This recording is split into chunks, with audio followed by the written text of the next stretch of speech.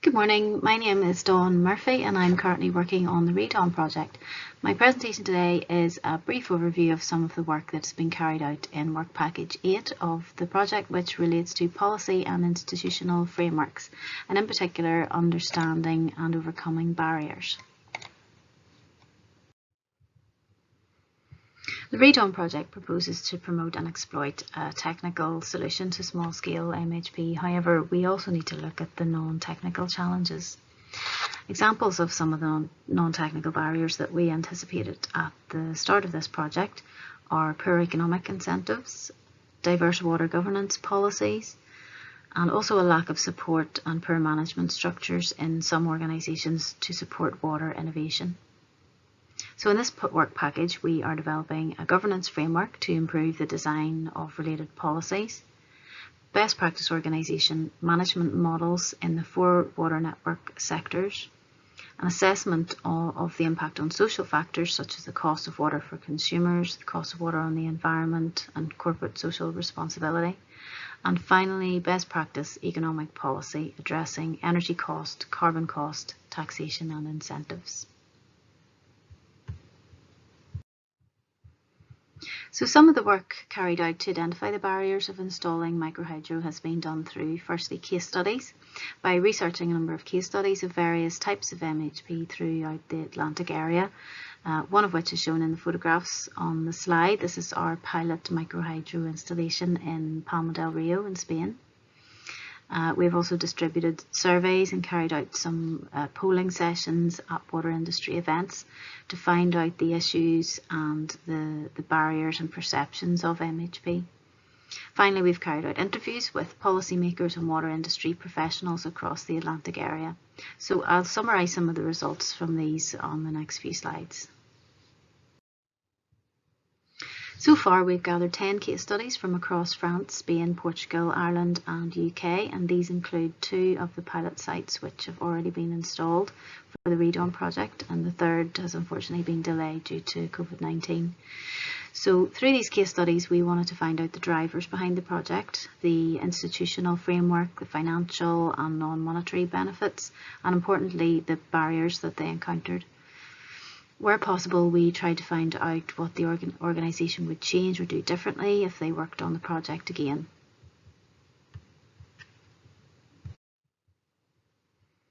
There are various key insights emerging from how the case study sites were planned, managed and implemented, so I've summarised a few of these on the slide.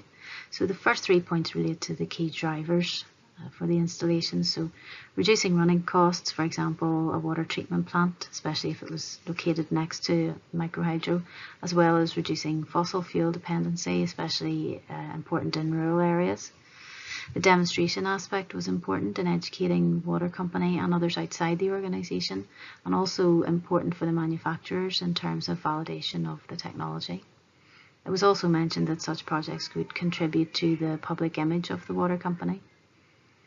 So enablers then, successful projects occurred where there was a strong interest in innovation from the water company. So for example, personal enthusiasm from an engineer, an energy champion, etc.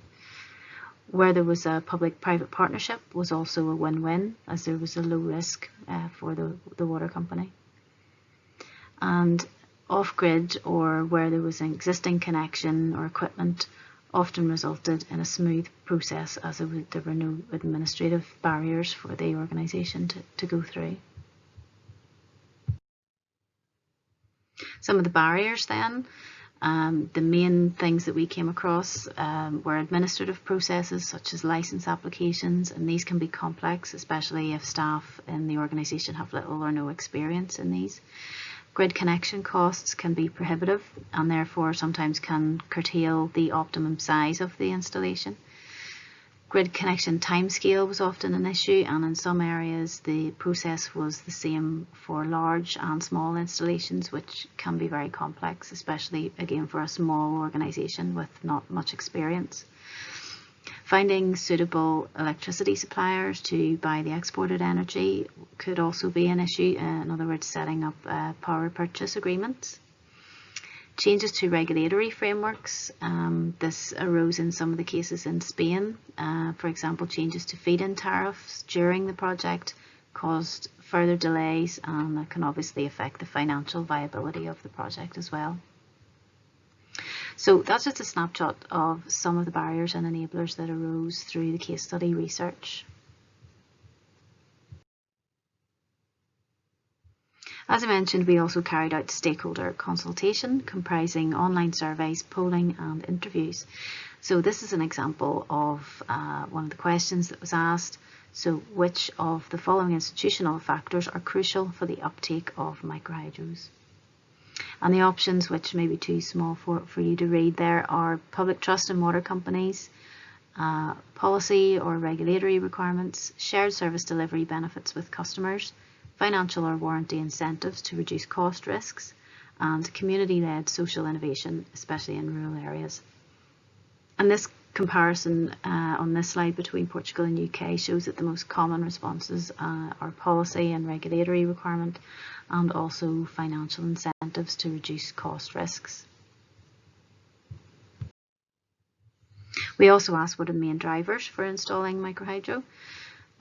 So the options were cost of energy, customer needs, policy and regulations, financial incentives, proven technical performance, and minimising environmental impact.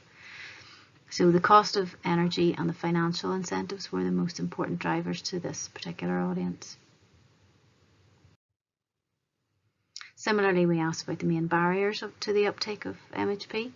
So both infrastructure barriers and economic barriers were high in both regions, and also environmental issues in the UK audience in this one.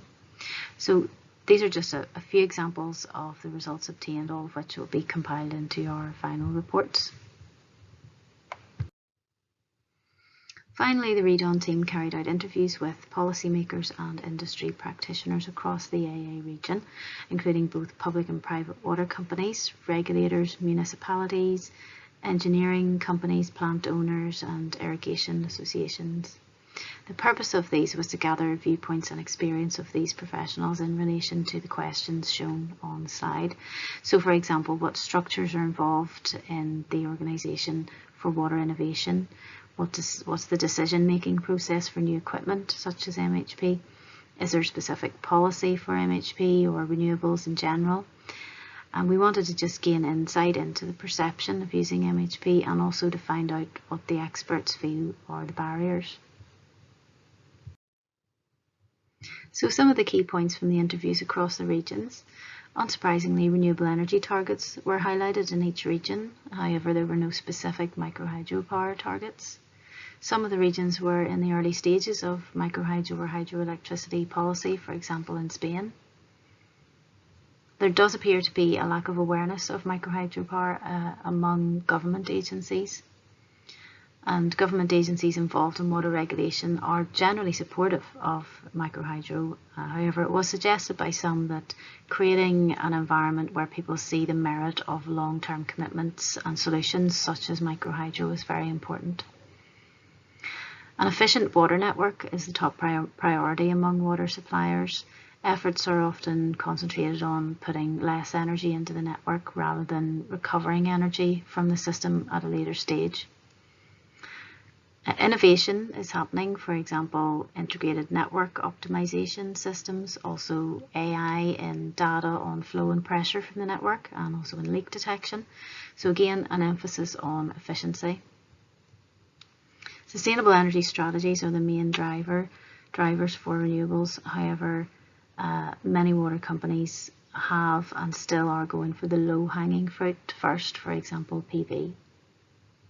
Cost barriers were recognised in all of the regions, and administrative barriers were also recognised, for example, in Spain, where there was changes to the legal framework relating to self-consumption and feed-in tariffs, for example.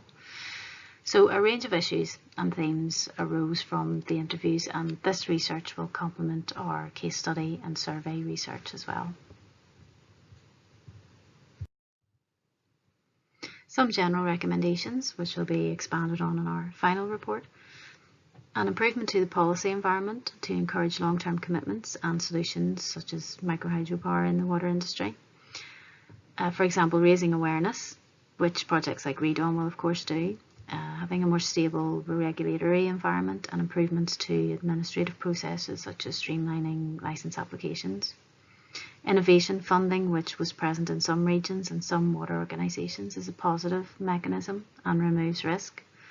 Also incentives, for example taxation on products and manufacturers.